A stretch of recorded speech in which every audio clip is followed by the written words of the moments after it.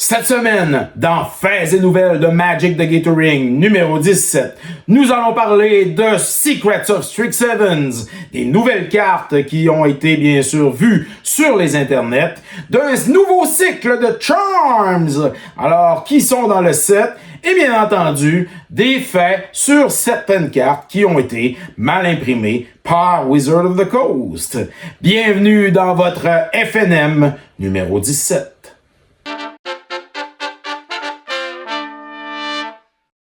Bienvenue à tous sur Faits et nouvelles de Magic the Gathering numéro 17 sur la chaîne Pigé c'est gagné. Avant de commencer, n'oubliez pas de liker notre contenu, de le partager à vos playgroupes et bien sûr de vous abonner à la chaîne si ce n'est pas déjà fait car c'est gratuit. Alors, cette semaine dans FNM, nous avons bien sûr Secrets of Strixhaven, le nouveau set qui va marquer le mois d'avril et nous avons quelques cartes qui sont apparues sur les internets et dans différents sites. Une de ces cartes-là, bien sûr, on va vous en présenter quelques-unes. C'est bien sûr une Together as One, alors qui va être une sorcery, qui va coûter 6, alors de mana. Bien sûr, un mana cost de 6, un mana colorless, alors que ça va coûter. Et c'est un sorcery qui est quand même très intéressant, car tu vas pouvoir piger X cartes, et tu vas pouvoir faire X damage. Alors, des dommages, dans le fond, à any target. Et tu vas pouvoir gagner X vie. Et X va être, à ce moment-là, le nombre de couleurs que tu vas avoir utilisé en mana pour, justement, jeter le sort Together as One. Alors, pardon, toujours très intéressant. Alors, du côté de Secrets of Strixhaven, on a deux autres cartes qui sont alors apparues sur les internets. On a Banishing Betrayal dans le bleu, une carte qui coûte un bleu, un colorless. Alors, c'est bien sûr un bond spell. On va retourner un non-land permanent. Mais ce qui est intéressant ici, c'est qu'on va pouvoir surveil 1. Alors, regarder le top de la librairie et bien sûr décider si on la met dans le graveyard ou on la laisse sur le top. Une autre carte qui est apparue dans le rouge, Heated Argument. Alors, pour que 1 rouge et 4 colorless, on a un instant qui va faire 6 de dégâts à une target créature. Oui, il coûte quand même assez cher, c'est une carte commune, mais quand même un bon hit spell à interaction, alors qui peut bien sûr régler beaucoup de problèmes des fois avec des créatures qui ont 6 et moins alors de toughness. Ce qui est intéressant avec Heated Argument, c'est qu'on va pouvoir exiler une carte de notre graveyard. Et si on fait ça, on va pouvoir faire 2 de dégâts supplémentaires, dans le fond, au contrôleur de la créature. Alors, quand même, Heated Argument, très intéressant. Ce qui suit, dans le fond, et ça, c'est encore des cartes, justement, de Secrets of Strixhaven, c'est un nouveau cycle de charmes. Alors, des charmes, vous le savez, on en a eu plusieurs dans les différents sets de Magic the Gathering. Ce qui est intéressant avec les charms, c'est qu'ils ont plusieurs options. Alors, on n'a qu'à penser à Izzet Charm. Alors, avec 3 options, on avait aussi, bien sûr, le Boros Charm, dans le rouge et le blanc, alors qui pouvait faire des dégâts, rendre nos créatures indestructibles, nos permanents, on pouvait aussi, bien sûr, alors rendre, dans le fond, une de nos créatures Double Strike.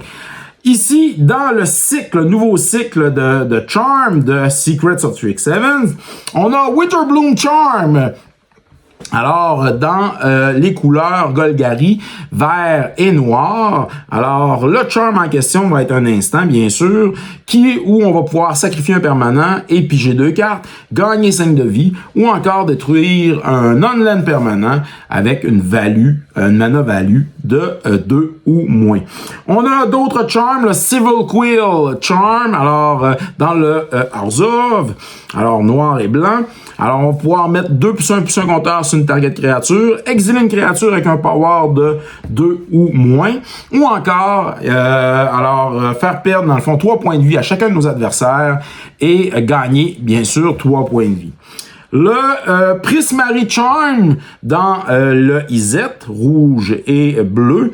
Alors, 3 options aussi. On va pouvoir Soulveil 2 et piger une carte, faire un dégât à au moins 2 targets. Alors, c'est intéressant. Et retourner, dans le fond, un target non-land permanent dans ses mains. Alors, dans les mains de son propriétaire. On a le Law Old Charm dans le Boros. Alors, blanc-rouge, avec 3 options. Chaque opponent, dans le fond, va sacrifier un non-token artefact de son choix. On va pouvoir retourner un artefact ou une créature de value 2 ou moins de notre graveyard sur le battlefield. Et la 3e option, les créatures qu'on contrôle vont gagner +1/+1 et trample jusqu'à la fin du tour. Alors quand même, on a déjà 3 charms très intéressants ici. On poursuit avec le Kendrick's Charms dans le bleu, le vert. Alors le Simic, 3 options. Counter Spell, à moins que le contrôleur paye 2.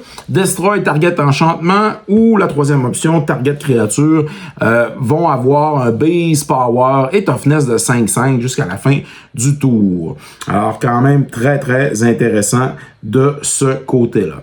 Alors on a vu nos 5 Charm, le nouveau cycle de Charm de Secrets of Strixhaven.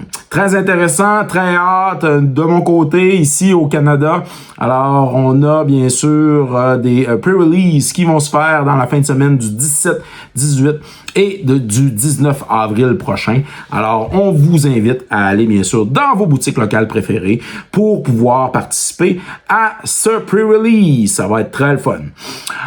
Pour ce qui concerne les faits, concernant des cartes de Magic the Gathering.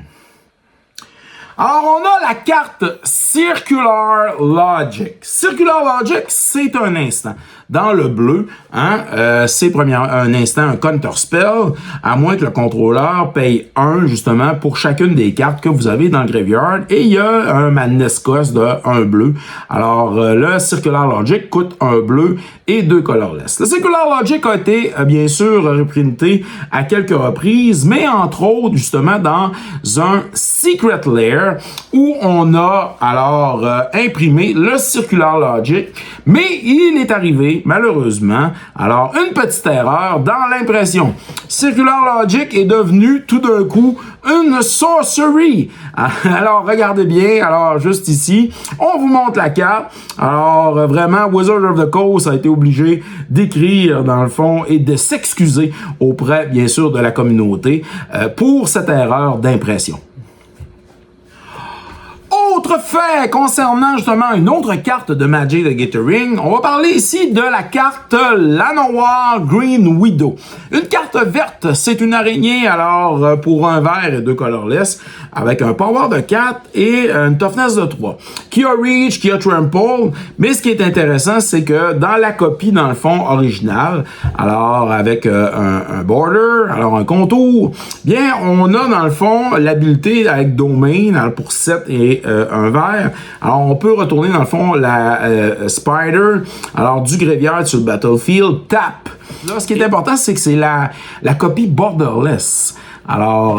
Extended Art, qui a été imprimée. Dans le fond, on parle de la même carte, la Llanowar Green Widow. Mais lorsqu'on regarde dans le texte, il y a une erreur qui s'est introduite dans l'impression de la carte. On a dans l'habilité, dans le fond, pour 7 et 1 vert. Alors, on va retourner Llanowar Green Widow from the graveyard to the battlefield. Tap, 2 fois tap lorsque tu joues la version borderless extended art de Llanowar Green Widow. Encore là, Wizard of the Coast a dû s'excuser effectivement pour ce misprint, cette erreur d'impression. Concernant la dernière carte de Magic et les faits qui l'accompagnent, on va parler de la carte Seraph Sanctuary. Seraph Sanctuary, c'est une carte qui a été, dans le fond, faite dans quelques versions, quelques sets de Magic the Gathering. Mais on a une version d'un Secret Lair qui a été fait dernièrement avec l'artiste Alena Danner. Et l'artiste avait peint, dans le fond, un magnifique portrait, alors de cité, alors de château dans les airs, dans les nuages. Et bien entendu, on a utilisé, dans le fond, cette peinture pour représenter la carte. Mais ce qu'on remarque, c'est que Wizard of the Coast a mal utilisé ou a repris un peu justement la peinture de l'artiste, Alana Diner, et elle l'a, dans le fond, refait un peu à sa manière. Ce qui, bien sûr, a frustré un peu l'artiste en question. Si on remarque, dans le fond, on n'aperçoit pas, dans le fond, les tours noires en bas, alors à gauche de la carte. Alors, les tours, dans le fond, sont quand même très visibles. Hein? Tour de château, pignon d'église, acropole. Alors, on voit vraiment ce genre de dessin. Mais sur la carte, ça ressemble, dans le fond, à des pics, alors un peu noirs, et si vous regardez, dans le fond, on a vraiment refait une partie de la carte au niveau, alors, des nuages, des cités qui ne sont pas au même endroit que sur la peinture. Ça complète notre FNM 17 cette semaine. Alors, sur la chaîne Pigé c'est gagné. N'oubliez pas, alors, de partager, alors, nos capsules de la chaîne. Ici Yannick Cash. Merci de nous écouter et bonne semaine à tous.